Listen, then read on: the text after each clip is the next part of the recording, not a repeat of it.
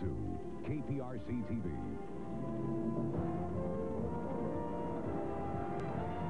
Now, Channel 2 News at 6 with Jan Carson, Bill Biessa, Doug Johnson, Craig Roberts, and the Channel 2 News team.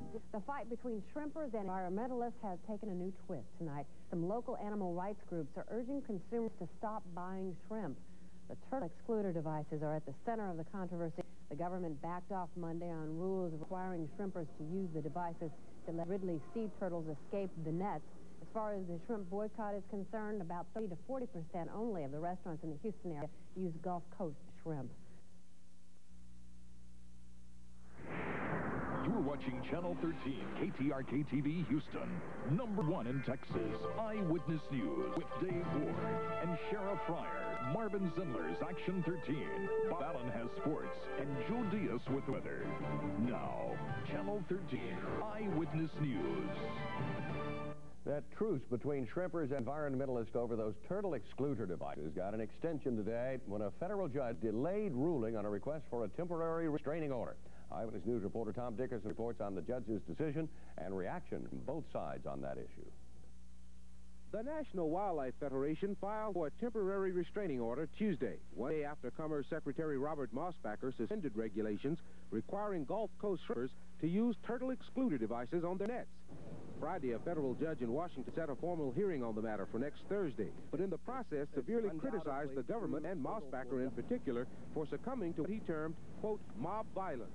Wildlife Federation spokesman says the judge's comment indicates they have a strong case. Well, of course, we're disappointed that we didn't receive a temporary restraining order today, but we're very encouraged. The judge indicated that the National Wildlife Federation's case is strong. He indicated that he is extremely disturbed by the Secretary's position in this case, as well as the violence that has occurred in the Houston, Galveston, Louisiana area. It appears from the reaction of those in shrimping, based on the judge's apparent feelings in this case, that their reprieve from pulling Teds may be short-lived. Well, he may call it mob violence, but we felt like we had to do this to get our point across.